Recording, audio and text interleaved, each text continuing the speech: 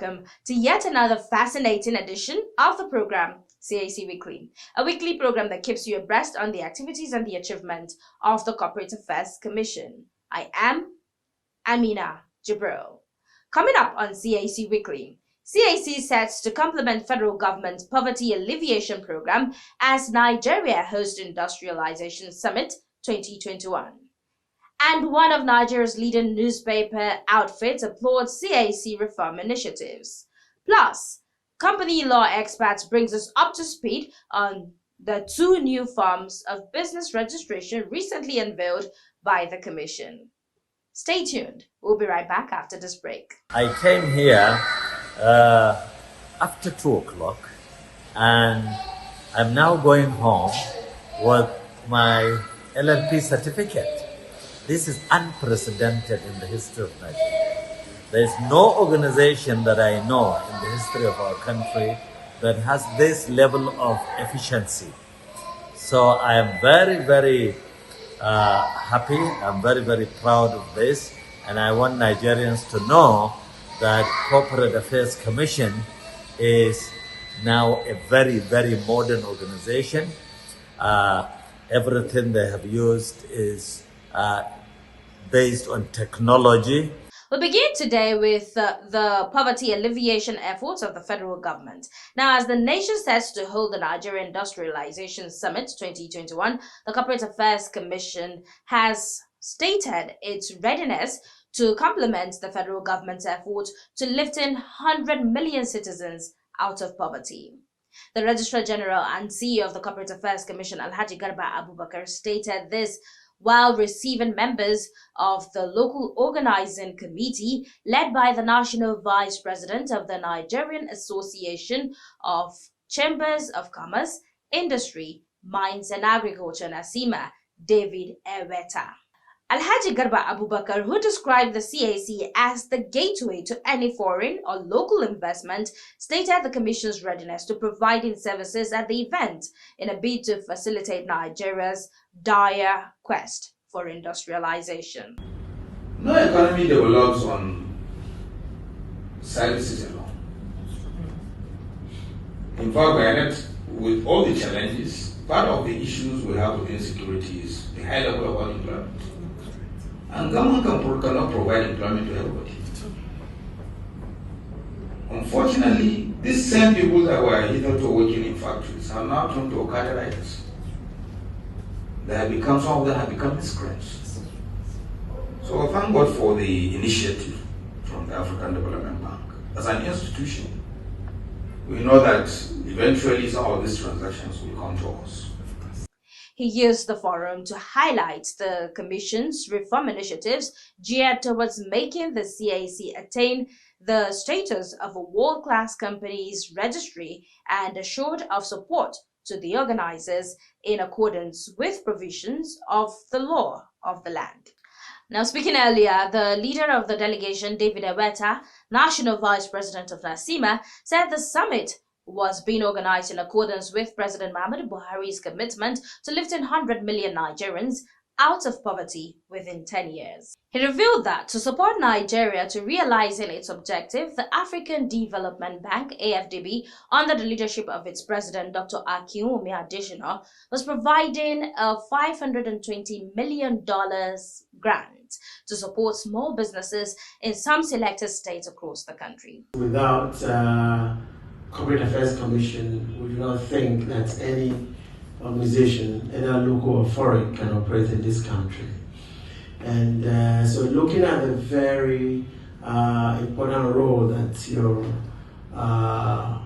corporation plays in the country's national development, we consider it very key to have this dialogue and to see how best we can collaborate in trying to stimulate both local and international institutions or organizations to meet us in the drive of our economic industrialization of our economy, because we actually taking this very initiative seriously because of the support of patient capital that was introduced by the African Development Bank.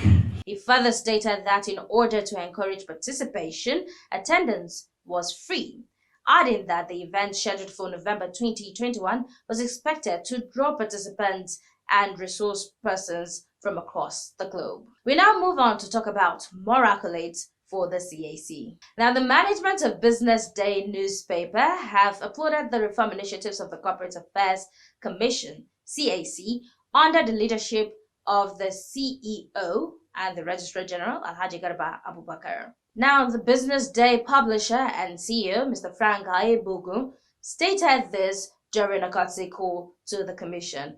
Frank Ayebugu noted with satisfaction the current digitization of CAC operations geared towards improving the country's business environment and therefore enjoined the Registrar General of the CAC to sustain the tempo. While describing the position of CAC as strategic to the realization of the ease of doing business initiative of the federal government, Ayebugu used the forum to solicit for enhanced collaboration with the Commission to ensuring proper public sensitization on the activities and the achievement of the CAC.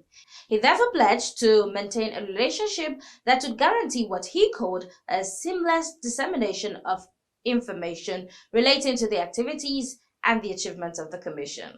Responding, the Registrar General and CEO of the Corporate Affairs Commission, Alhaji Garba Abubakar, highlighted some of the reform initiatives of the Commission, which he said were aimed at making the CAC operate at par with its global peers.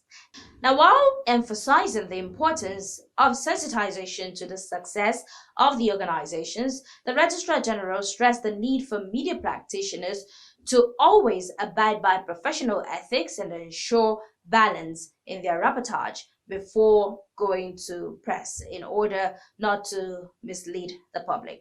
CAC Weekly reports that, accompanied on the visit by the Business Day publisher and CEO Frank Ayebugu, was the managing director, Dr. Ogo Okoti, and other top management staff of Business Day. We now shift gears to talk about the CAMA 2020, which is undoubtedly embedded with so many initiatives that are aimed at changing the business environment. Some of the new forms of business registrations introduced by the CAMA 2020 is the Limited Liability Partnerships, LLPs, and the Limited Partnership LP. CAC Weekly caught up with Mr. Justin Nidia Biraul, the Director, Board Secretary, and Tolulokpe Adiola Shanaike, the Assistant Director, Registry. While Mr. Nidia x-rays the new concept of limited liability partnerships, LLPs, for us, Mr. Shanaike will roll out its checklist for registration. Do enjoy watching this interview.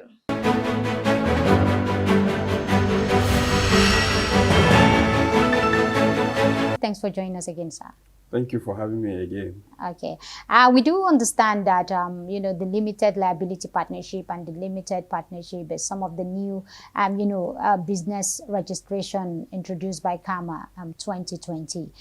We did talk about the limited liability partnership some weeks back, that's the LLP. But today we're talking about the LP, which is the limited partnership. But help us understand, all the grammar behind the limited partnership. Well, the limited partnership is basically a special type of partnership. Okay. Partnership is generally understood to be a business relationship that exists between two or more people carrying on business for profit. Okay. This is considered special because it partakes of some of the features of a limited liability company. Okay. That's why it is called a special form of partnership. Okay. Yes. Okay. When people hear limited, they'll be like, oh, so there's a specific number to that. No, the limitation doesn't have to do with the number. Okay. Rather, like we said earlier, it is one of the features of a limited liability company that is brought into the concept of partnership that makes it a limited partnership. Okay, so let's look at the features. What makes it a limited partnership in the first place? Well, the requirement is that, first of all, like any other form of partnership, you require a minimum of 2 people.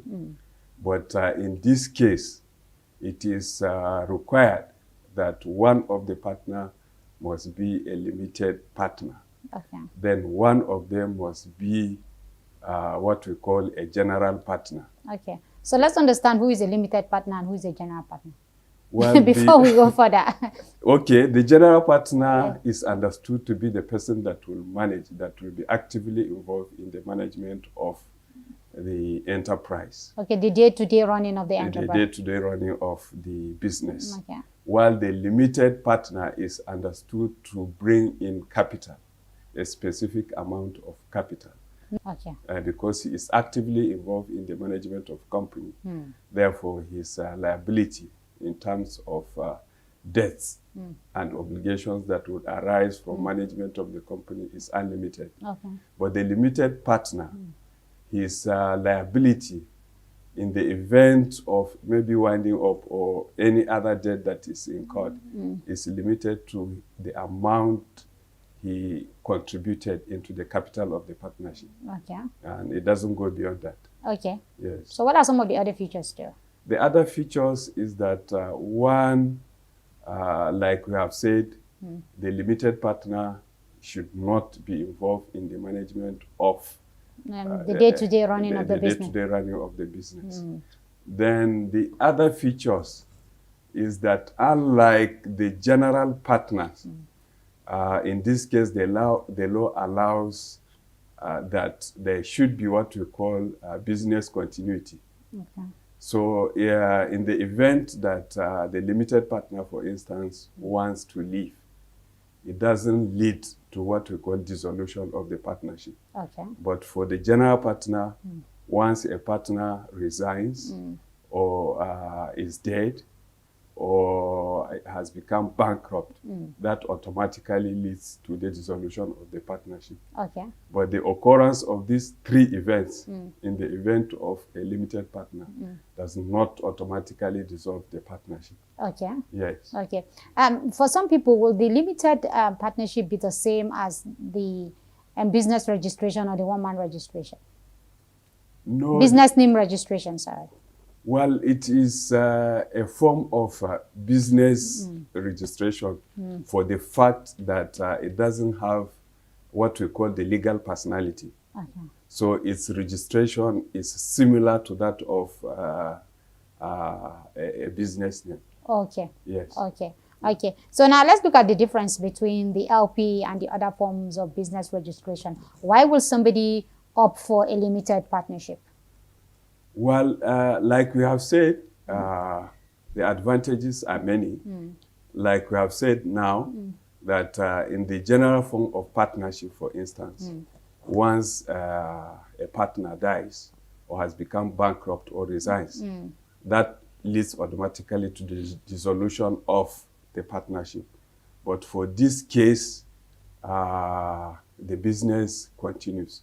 What it means is that either the general partner or the limited partner can be replaced, and the business continues. Okay. The other thing is that it gives opportunity to an investor, for instance, that doesn't want to be actively involved in the management of a business to take what we call calculated risk. Calculated in the sense that the amount that he knows he is likely to lose is predetermined from the beginning. Okay. And that is reflected in what we call his capital contribution. Okay. So even if the business goes down, he will not be required to contribute over and above the capital contribution he contributed from the beginning of. So what will be the capital contribution of an investor?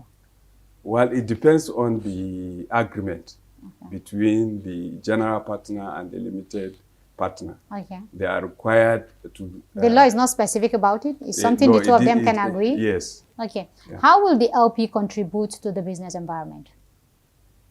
Well, because it is new, the potentials are great. Okay. Because like we have said, before now, that opportunity was not available in the country. So, for instance, if you are working somewhere, maybe you are a public servant, which by virtue of code of governance is not allowed to be involved in the management of business. Okay. You can contribute a capital. Okay. And finance an unemployed graduate, for instance. Okay. So as we wind down, what is the thinking behind this new business registration? Well, the thinking, like we said earlier, is that in other parts of the world, that gave the business, particularly the investors, a lot of leverages, because investors normally, part of them, particularly equity, private equities, don't involve themselves in the day-to-day running of business. They look at a prospect of a business, then they put in specific amount of capital that they will think will kickstart the business. Then as soon as the business becomes prosperous, then they withdraw their investment. Okay. So it's widely used, the limited partnership. It's widely used in other parts of the world. Okay. So this new provision now has opened up that possibilities for our citizens to explore its advantages.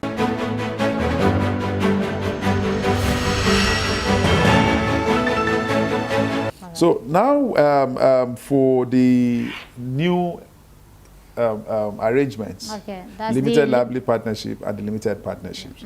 Okay, now the major highlights, the major key things to note, for them. Since they are new. They are new. So it's not like we're revising the checklist for them. Okay, No, we never had checklists for them. In the first place. Yes. So this is new, and these are just the articulated service requirements. So for both of them, for LLP, limited liability partnerships, you need at least 2 persons. Anyway, the name all clearly suggests you must that have it's a partner. partnership. So you need at least 2 persons. And a body corporate can actually be a partner. Okay. So, I mean, a company can join. You can have an individual and a company. You can have just 2 companies coming to form it. You can have 2 individuals, right? And then there must be at least 2 persons that you call designated partners. Now, these designated partners play the role that directors play in companies. They are responsible for managing the partnership and for everything that the law says must be complied with. Okay. So if we're going to hold anybody accountable for statutory compliance, it will be these designated partners. And a nominee, a body corporate, that's a corporate body, cannot be a designated partner. Designated partners must be individuals. Okay. But a corporate body can appoint a nominee as a designated partner, just the same way that a body corporate can appoint somebody to represent it on the board of a company. Okay. Okay. Then minors again can join.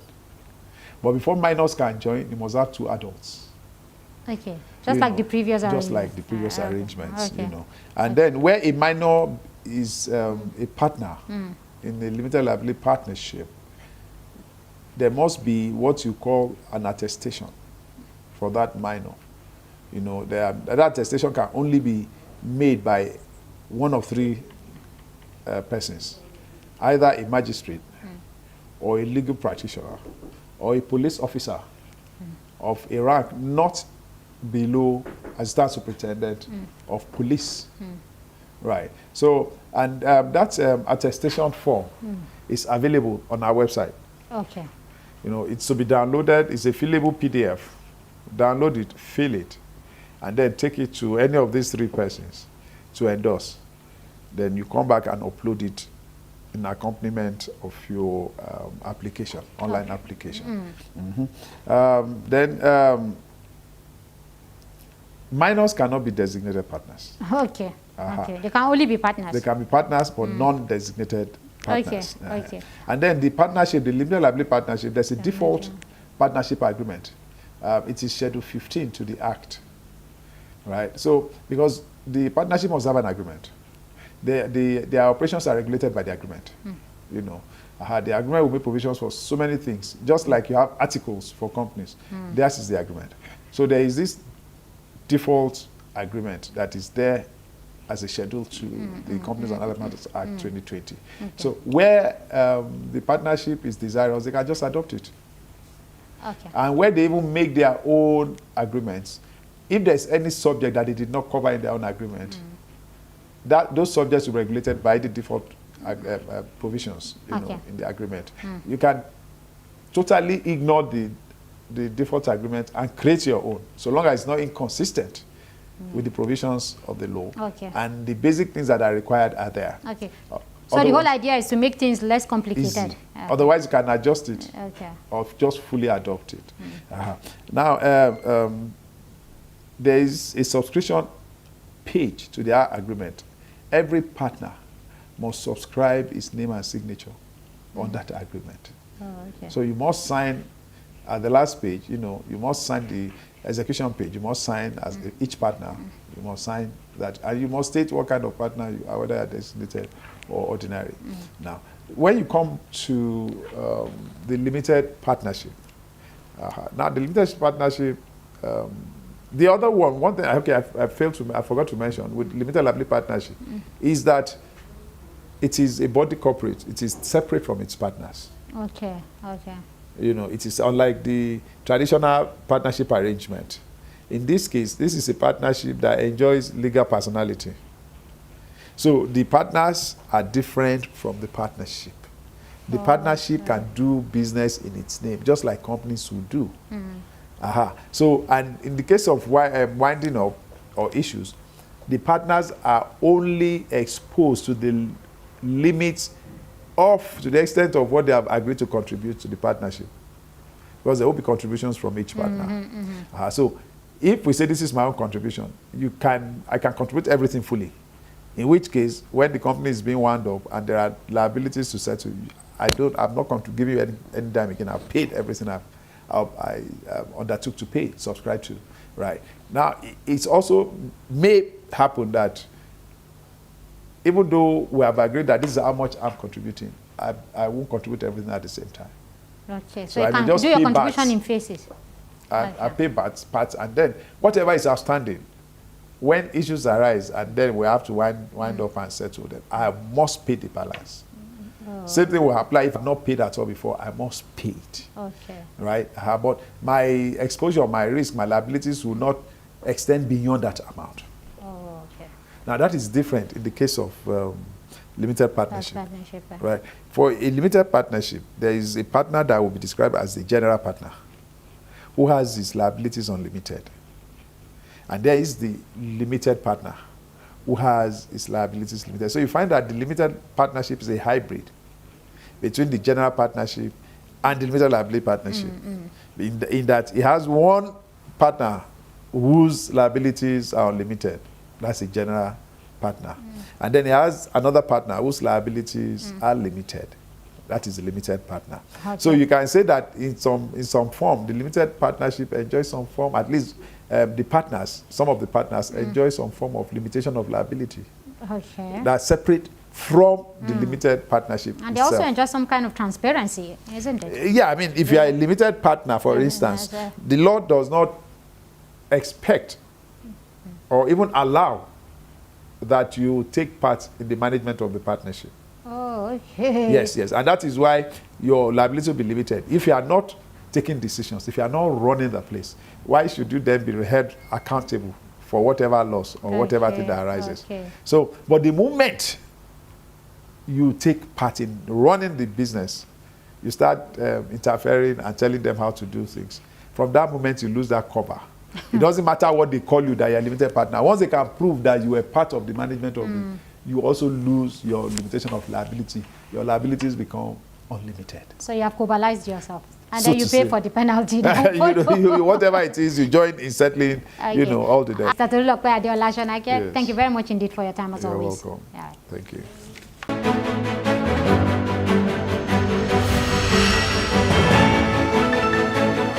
And that's where we draw the curtain on this week's edition of the program CAC Weekly. We do hope you enjoyed watching. Remember, for comments and inquiries, you can please take advantage of our social media handles and our helplines. On Instagram and Facebook, it is Corporate Affairs Commission.